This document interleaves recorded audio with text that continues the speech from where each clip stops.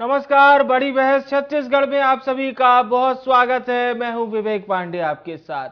छत्तीसगढ़ चुनावी मुहाने पर खड़ा है। विधानसभा चुनाव को लेकर सत्ताधारी कांग्रेस पार्टी और 23 साल के छत्तीसगढ़ में 15 साल तक सत्ता में रही बीजेपी के बीच मुकाबला है। लेकिन सबसे बड़ा सवाल यह है कि छत्तीसगढ़ में किसका पलड़ा भारी है और 2023 के विधानसभा चुनाव के लिए कौन कितना तैयार है। इसे समझने के लिए केंद्रीय गृह मंत्री अमित शाह के छत्तीसगढ़ दौरे के राजनीति के मायनों को भी समझना होगा, क्योंकि एक महीने के भीतर तीसरी बार अमित शाह छत्तीसगढ़ दौरे पर आए हैं। आगे चुनाव से पहले क्यों छत्तीसगढ़ की जिम्मेदारी हाईकमान ने अमित शाह के कंधे पर डाल दी। अमित शाह जैसे चुनावी चाणक्य का दौरा हो और सियासत ना हो, यह तो कतई नहीं हो सकता। तो प्रदेश में सत्ता के दिग्गज खूब चुटकी ले रहे हैं, तो वहीं विपक्ष ढाल लेकर बचाव करता दिखाई दे रहा है। आज इसी मुद्दे पर विस्तार से बात होगी। हमारे साथ कुछ मेहमान भी जुड़ेंगे, लेकिन उसके पहले आइए सुनते हैं कांग्रेस के नेताओं का आखिर क्या कहना है। बाबा साहब का बयान तो नहीं देखा, लेकिन ये है कि बार बार जरूर आ रहे हैं। इसका मतलब है भारतीय जनता पार्टी के यहाँ प्रदेश के जो शीर्ष नेतृत्व में सब कुछ ठीक नहीं है। जो रात को आते हैं और डंडा चला के चले जाते हैं। और कल हमने देखा कि नंदकीराम कंवर जी को वापस भेज दिया गया। एक आदिवासी नेता जिसको पार्टी कार्यालय में भी घुसने नहीं दिया गया। तो डर कौन रहा है? आज के दिन सत्ता किसकी जा रही है? आज के दिन भारतीय जनता पार्टी ने देखा हिमाचल, कर्नाटक, अलग अलग जगह सत्ता इनके हाथ से चली जा रही है, तो घबराए तो ये हुए हैं। हमने तो यहाँ काम किया है। छत्तीसगढ़ में सारा देश मानता है, सब जानते हैं कि यहाँ पर हमारी सरकार ने काम किया है और अपने काम के दम पर हम वोट मांग रहे हैं। इसलिए कांग्रेस यहाँ पर पूरी तरह से मजबूत है, हमारा कार्यकर्ता मजबूत है। अगला चुनाव छत्तीसगढ़ की जनता चाहती है कि कांग्रेस की सरकार बने और अगले चुनाव में हम फिर से जीत कर आए। अमित शाह के यहाँ पे फर्क पड़ रहा है मणिपुर को। माननीय गृह मंत्री जी को ध्यान देना चाहिए मणिपुर पर, जहाँ पर आज के दिन आग लगी हुई। छत्तीसगढ़ में सुख, चैन, शांति है। हमारी सरकार अच्छा काम कर रही है। यहाँ पर आकर ये लोग तो भारतीय जनता पार्टी की तो आदत है कि जाति के नाम पर, धर्म के नाम पर किसी न किसी तरह से लोगों को ये बांटें, उनके मन में भ्रम पैदा करें। अच्छा होगा कि देश को, समाज को इकट्ठा करने के लिए मणिपुर में ये काम करें। यही घर लेने वाले हैं, किराए पे यही रहेंगे। राजनीतिक दल हैं, राजनीतिक दल के एक प्रमुख हैं, देश के भारतीय जनता पार्टी के टॉप मोस्ट लीडर्स में माने जाते हैं। छत्तीसगढ़ में ये माना जा रहा है कि चुनाव में कांग्रेस पार्टी की स्थिति सुदृढ़ है, तो उसको चुनौती अगर देना है तो उनको हर प्रयास करना पड़ेगा। बाहर से आके काम करना पड़ रहा है, इसका मतलब ही है कि राज्य में वो खुद ही आंक रहे हैं कि हम कमजोर हैं। यहाँ खड़गे जी आके तो नहीं वैसा टाइम दे रहे, वो भी आएंगे। राहुल जी तो नहीं आके वैसा टाइम दे रहे। सोनिया जी और जगह गई, अभी हैदराबाद, वहां बेंगलोर भी गई, यहाँ तो नहीं आके दे रही हैं। प्रियंका जी और कांग्रेस के बड़े लीडर्स राष्ट्रीय स्तर के, वो तो उस पैमाने पे नहीं आ रहे। आएंगे क्यों? क्योंकि जो आकलन है, आपका भी आकलन है, मीडिया का भी आकलन है, सर्वे का भी आकलन है कि छत्तीसगढ़ सरकार में जो अच्छे काम हुए हैं, कुछ काम नहीं होते पूरे, लेकिन जो हुए हैं उस पे हमको विश्वास है, हमको भरोसा है कि पब्लिक का साथ मिलेगा। और भाजपा की तरफ से ऐसा कुछ होता हुआ ग्राउंड पे नहीं दिख रहा कि लोगों को ऐसा साथ मिले कि वो 13 सीट से 46 पार कर सके। तो अब हम चर्चा को शुरू करते हैं और आपको ये भी बताते हैं कि इस पूरे मामले में बीजेपी का आखिर क्या कहना है, क्योंकि उसको सुनना भी बहुत जरूरी है। झूठ बोलना कांग्रेस की आदत है। ईडी की कार्रवाइयां कई महीनों से चल रही है छत्तीसगढ़ में। कोयले घोटाले के उजागर करते से लेकर लगातार चल रही है। गृह मंत्री जी तो पार्टी की बैठक लेने आते हैं और राज्य की कांग्रेस जिस प्रकार से डरी हुई है, कभी कुछ कहते हैं, कभी कुछ कहते हैं, पर वास्तविकता ये है कि छत्तीसगढ़ को जिस प्रकार से दोनों हाथ से लूटने का काम राज्य के कांग्रेस की सरकार कर रही है, उसके खिलाफ जो ईडी की कार्रवाई कर रही है और तथ्यों के आधार पर कर रही है, अब तक ईडी ने जितनी गिरफ्तारियां की है किसी की जमानत नहीं हुई है। और मैं इस बात को फिर से दोहराता हूं कि कोयले में 25 रुपए प्रति टन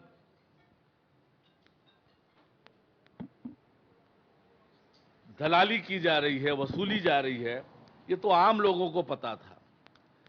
शराब दुकानों में 2 काउंटर है, ये आम लोगों को पता था।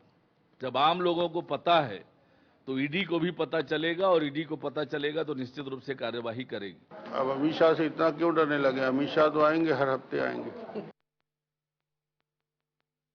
बाबा साहब के बयान तो नहीं देखा, लेकिन ये है कि बार बार जरूर आ रहे हैं। इसका बाबा साहब के बयान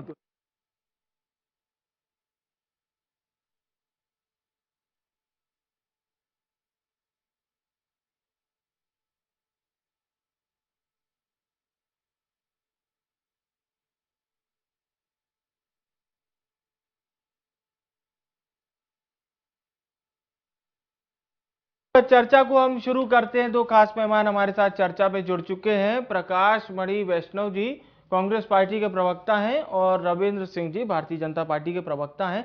आप दोनों मेहमानों का बहुत स्वागत है।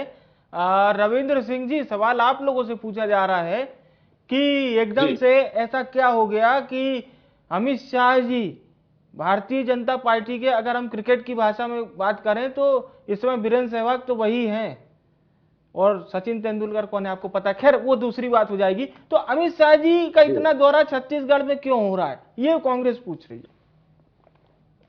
सीधी सी बात है, अमित शाह जी का दौरा इसलिए हो रहा हाँ। है कि छत्तीसगढ़ उनकी प्राथमिकता में है, छत्तीसगढ़ को जीतना है। और अमित शाह जी कहते हैं कि प्रत्येक चुनाव हम जीतने के लिए लड़ते हैं और हार भी जाए तो उससे कुछ ना कुछ सबक लेते हैं। अभी वो छत्तीसगढ़ में इसलिए आ रहे हैं, एक तो केंद्र सरकार की 9 साल की उपलब्धि बताना था, दूसरा हम विपक्ष में थे।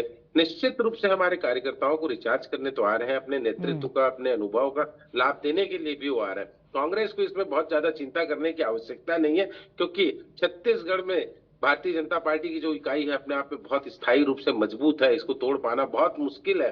कभी कभी कांग्रेस के प्रवक्ता कहते हैं कि अमित शाह जी आ रहे हैं तो छत्तीसगढ़ के जो स्थानीय इकाई है कमजोर है। मैं कहता हूं यदि किसी बड़े नेताओं के आगमन से कमजोरी और मजबूती का निर्णय होता है तो कांग्रेस की कल प्रियंका गांधी, सोनिया गांधी, राहुल गांधी, मल्लिका अर्जुन मत आए तो हमको लगेगा कि छत्तीसगढ़ में प्रदेश कांग्रेस बहुत मजबूत स्थिति में। अमित शाह जी तो इसलिए आ रहे हैं कि वो अपने अनुभव का लाभ दिलाना चाहते हैं, क्योंकि 3-4 राज्यों में और अभी चुनाव हो जाएगा, वहां पर भी व्यस्त हो जाएंगे। उनकी प्राथमिकता भी छत्तीसगढ़ में, तो पहले यहाँ आ रहे हैं, फिर वो मध्य प्रदेश में जाएंगे, राजस्थान में जाएंगे। बिल्कुल जी, ठीक है। तो मुझे लगता है कि जवाब मिल गया होगा प्रकाश मणि जी आप लोगों को। देखिए, हम हमेशा कहते हैं कि मोदी आए या शाह हमें नहीं परवाह। हमने छत्तीसगढ़ की कांग्रेस सरकार ये नया नारा आ गया जी। बहुत अच्छा नारा है। और हमने छत्तीसगढ़ में इतने काम कर दिए हैं, प्रत्येक वर्ग के लिए हमने काम किया, कोई भी वर्ग अछूता नहीं रहा। और इतनी सारी योजनाएं हैं कि प्रत्येक व्यक्ति को कोई ये बोल नहीं सकता कि मेरे घर में किसी भी व्यक्ति को किसी प्रकार की योजना का लाभ नहीं मिल रहा है। ये बात कोई भी छत्तीसगढ़ का परिवार नहीं बोल सकता। इतने काम हमने किए हैं। और हमारे काम की परिभाषा ये है कि छत्तीसगढ़ की जो जनता है उनके जेब में 4 पैसे ज्यादा कैसे जाएं। राजीव गांधी न्याय योजना लाई हमने, गोधन न्याय योजना लाई हमने, आदिवासियों से उपज हम समर्थन मूल्य पर खरीदी कर रहे हैं, बेरोजगारी भत्ता है, तमाम प्रकार के काम छत्तीसगढ़ की जनता के लिए कांग्रेस सरकार ने किए हैं। और आप लोग तो इस बार बोल रहे हैं वो 75 पार का नारा दे रहे हैं आप लोग तो। बिल्कुल बिल्कुल कॉन्फिडेंट है हम लोग, 75+ का नारा दे रहे हैं। और रविंद्र सिंह जी ने भी एक बात कही, बहुत अच्छी बात कही इन्होंने बताया कि अमित शाह जी कहते हैं कि हर चुनाव हम जीतने के लिए लड़ते हैं और हार जाते हैं तो सबक लेते हैं। तो जीतना तो संभव नहीं है, इस बार सबक आप लोग को लेके जाएंगे अमित शाह जी, बहुत बढ़िया सबक छत्तीसगढ़ से उन्हें मिलेगी। वो तो 2018 में भी ले लिया ना, 23 में भी सबक ही रिपीट कराएंगे। सबक मिला था, 2023 में भी मिलेगा। हाँ, और सबक इसलिए मिलेगा, चलिए, लेकिन समझिएगा बात को। कोई भी जब टीम रहती है तो वो चीयर जरूर करती है अपने आप को, पर क्या कांग्रेस पार्टी के लिए कॉन्फिडेंस होना अच्छी बात है? ओवर कॉन्फिडेंस कभी कभी थोड़ा ऐसा लगता है कि बहुत मजबूत खिलाड़ी थे, टीम अच्छी थी, लीडर अच्छे थे, लेकिन फिर भी एक टीम कभी कभी बाजी मार लेती है। वो कॉन्फिडेंस, ओवर कॉन्फिडेंस, दोनों जो चीज रहती है, ऐसा लगता नहीं आपको प्रकाश जी? पुराने अनुभव अगर हम देखें तो कुछ खेल और खिलाड़ी की बात अलग होती है, और राजनीति की बात और जनता के हित की बात अलग होती पर है। बातें ऐसी जनता जहां समझती है होती कि है ना, जनता जहां समझती है कि हमें लाभ हो रहा है, जो पार्टी है, चाहे कांग्रेस पार्टी हो चाहे कोई भी पार्टी हो, उससे हमें लाभ मिल रहा है, हमारे लिए योजनाएं बनाई जा रही है, और जब वो अनुभव करती है जनता कि हाँ हमारे लिए काम हो रहा है, तो वो उस पार्टी का मैं नहीं छोड़ती है। समझने की कोशिश करता हूं रविंद्र जी से। रविंद्र जी, कुछ आंकड़े ऐसे होते हैं जिस पर आप लोग भी बहुत मेहनत करते होंगे, पर 2018 के जो आंकड़े थे वो कांग्रेस के, बीजेपी के लिए छत्तीसगढ़, मध्य प्रदेश और राजस्थान तीनों राज्यों में मुफीद साबित नहीं हुए। लेकिन जैसे ही 2019 लोकसभा चुनाव के नतीजे आते हैं तो ये तीनों राज्य इतनी सीट दे देते हैं, ऐसा लगता ही नहीं है कि वो 6 महीने पहले के नतीजे कुछ और ही थे, और फिर आप लोग लोकसभा में एकदम बम्पर परफॉर्मेंस करते। राजस्थान में तो एक सीट आपने नहीं दी थी, और मध्य प्रदेश से एक सीट बचा के सिर्फ कमलनाथ जी के सुपुत्र लाते हैं, वो भी हजारों में। तो आप लोग का ये जो प्रदर्शन है, क्या लोकसभा में बहुत अच्छा हो जाता है, विधानसभा में थोड़ा डाउन रहता है? ये अगर आप हमें, हमारे दर्शकों को बताएं तो। जी नहीं, अभी छत्तीसगढ़ का आप ट्रेंड देख लीजिए। 23वां वर्ष है छत्तीसगढ़ को जन्म लिए हुए। 15 साल डॉक्टर रमन सिंह ने शासन पर किया, एक भी उपचुनाव आप लोग नहीं जीते हैं, इस बात को भी मानिएगा। नहीं, हम ये देखिए क्या होता है, उपचुनाव जो होता है सामान्यतः सरकार का चुनाव होता है। हमारे समय 15 साल में 14 उपचुनाव हुए। मध्य प्रदेश में कुछ उपचुनाव कांग्रेस जीती है, इसलिए ये बात कर रहा हूं मैं।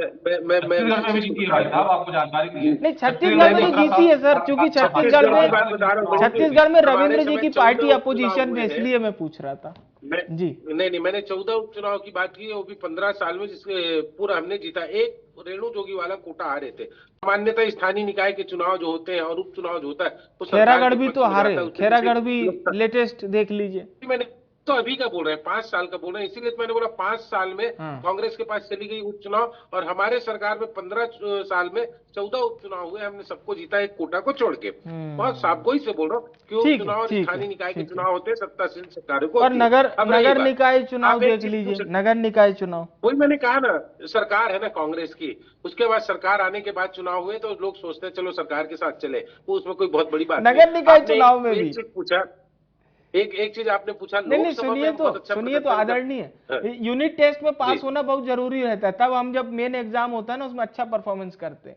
तो ये यूनिट टेस्ट था, ये नगर निकाय चुनाव। जी, क्वालिफाई मैच के बजाय फाइनल मैच खेलने का आनंद अलग होता है। पर आप देखिएगा, जब बीजेपी सत्ता में थी, कांग्रेस के उस समय के निकाय चुनाव के रिजल्ट आप देखिएगा, उस समय आप ये नहीं कह सकते कि सरकार के दम पर बीजेपी जीतती थी। कांग्रेस का परफॉर्मेंस देखिए उस समय, रायपुर में महापौर कौन था, ये तमाम चीजें देखिए ना, हम तो पूरी बात कर रहे हैं।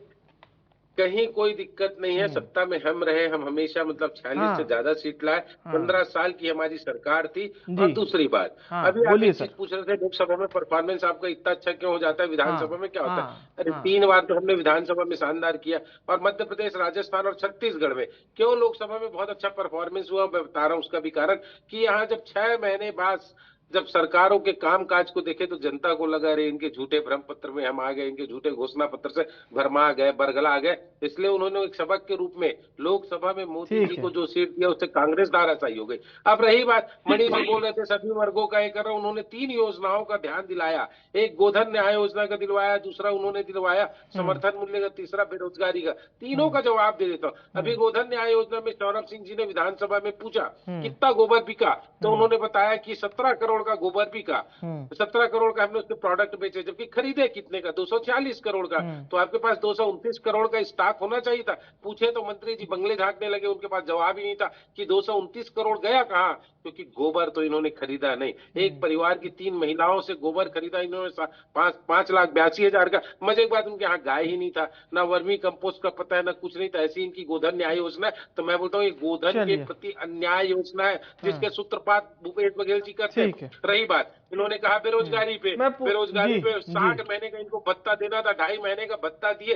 कौन सा मुंह से तारीफ करते हैं, मेरे को चलिए मैं पूछ लेता हूँ इसी बात पे।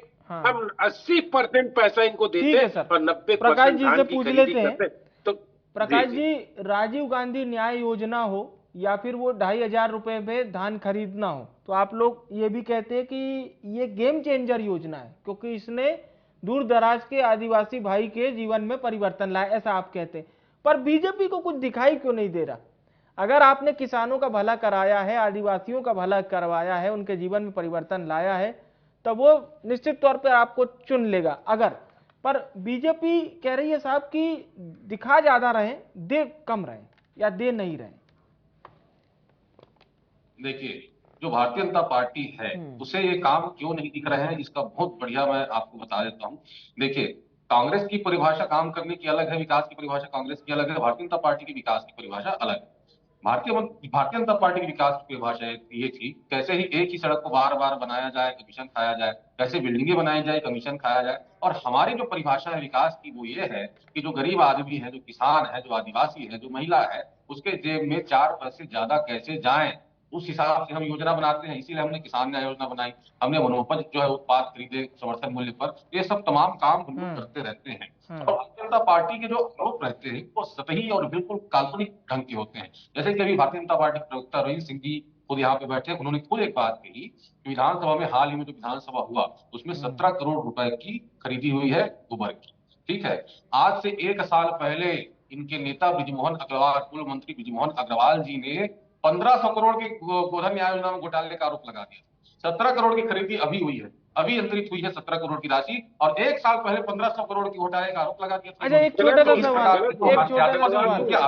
मानते हैं आप जो आरोप है प्रकाश जी, मानते हैं आप ये जो 2-3 प्रमुख योजनाएं हैं, हर महीने जो किस्त जारी करते हैं मुख्यमंत्री जी, ये छत्तीसगढ़ में गेम चेंजर साबित होगी, खासतौर से चुनाव के समय? बेशक बहुत सारी ऐसी योजनाएं हैं, चाहे वो प्रधानमंत्री मेडिकल योजना हो, चाहे आत्मानंद स्कूल योजना हो, चाहे वनोपज खरीदी की बात हो, चाहे 2500 समर्थन मूल्य हो, गोधन न्याय योजना हो, चाहे गीताई दीदी क्लिनिक हो, चाहे तो तमाम प्रकार की योजनाएं, बहुत सारी ऐसी योजनाएं हैं जिसको अगर आप मुझे समय देंगे तो 2-3 घंटा मुझे तो गिनाने में लग जाएगा। अगर एक योजना को गिनाऊं, इतनी सारी योजना, उसके लिए अलग व्यवस्था करनी पड़ेगी 2-3 घंटे के लिए मुझे भी। रविंद्र जी, अब मैं आपसे ये पूछूंगा सर कि आप लोगों को क्यों ऐसा लगता है जो योजनाएं प्रकाश जी गिना रहे थे, ये योजनाएं छत्तीसगढ़ में धरातल पर उतनी अच्छी साबित नहीं हुई, ऐसा क्यों लगता है आप लोगों को? अच्छा, अचानक आपकी आवाज कम हो गई है जी, तो मेरी आवाज आ रही है? हाँ बिल्कुल, आपकी साफ आवाज आ रही है, बोलिए सुना। बोलिए। इन्होंने कहा कि हम एक ही सड़क को बार बार बनाते थे, स्वीकार कर लिया, हमने एक सड़क को बार बार बनाते थे, तो आप तो एक बार भी सड़क को नहीं बना सके, इससे दुर्भाग्यजनक बात क्या होगी? आप हम पे बोल रहे थे कि मतलब हम भ्रष्टाचार करते हैं आपके नगर निगम में ना, रायपुर में देख लो कितने करोड़ का भ्रष्टाचार हुआ। और मुझे एक चीज समझ नहीं आता, अभी तक तो मैं कोल माफिया को सुनता था, कोल घोटाले को सुनता था, झूठ की खदान सुनता था, रेत खदान घोटाला सुनता था, और क्या कहते हैं अब एक इन लोग नया चीज हो गए, एक झूठ की खदान हो गए। अभी मणि जी क्या बोल रहे थे कि 1100 करोड़ रुपए क्या कहते हैं 1 साल पहले क्या कहते हैं बृजमोहन अग्रवाल जी ने बोला, और विधानसभा में 17 करोड़। भैया दोनों में अंतर है, वो गौठान पे गौठान निर्माण में 1100 करोड़ का बोले, गोबर खरीदी पे नहीं बोले। आप टीवी डिबेट में बैठ के बोलते हैं, ठीक है क्या बोल रहे हैं बताइए? कल परसों विधानसभा का जवाब है तो 240 करोड़ की खरीदी हुई गोबर और 17 करोड़ का माल दिख रहा है आपका।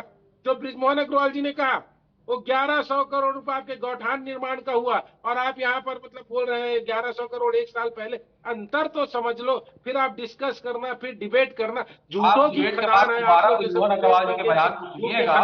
वैसे आपके पूरे प्रवक्ता केवल झूठ बोलते हैं। और आत्मानंद में बता देता हूँ, मैं सुन लीजिए, आत्मानंद में बता देता हूँ, राजनांदगांव का ही बताता हूँ, कितने 150 शिक्षक वो है नहीं वहाँ, और 600 लोगों ने ना सीट खाली है, 600 सीट। जिस आत्मानंद की आप तारीफ करते हो उसकी बता रहा हूँ, 150 टीचर नहीं है, 600 क्या कहते हैं सीट खाली है, उसको पेमेंट नहीं हो पा रहा है। एक जगह तो अरे धमतरी आप में बता रहा हूँ, 3 मंत्री पालियों में आत्मानंद लग रहा है, आपके पास कमरे नहीं है, और उस आत्मानंद स्कूल की अच्छा आप तारीफ कर ठीक रहे है, ठीक है, हैं। ठीक है प्रकाश जी, मैं आपको समय दूंगा सर, आप लोग इनकी बात हो जाए, रविंद्र जी अपनी बात कर ले, मैं आपके पास आता हूँ। चली जाएगी। भ्रष्ट सरकार है, सफल सरकार है, अब तो झूठ बोलने वाली सरकार हो गए आप लोग। हाँ। अरे बैठ के टीवी चैनल में झूठ बोल रहे हैं आप। अच्छा मुझे एक बात बताइए रविंद्र जी एक छोटा सा सवाल आपसे।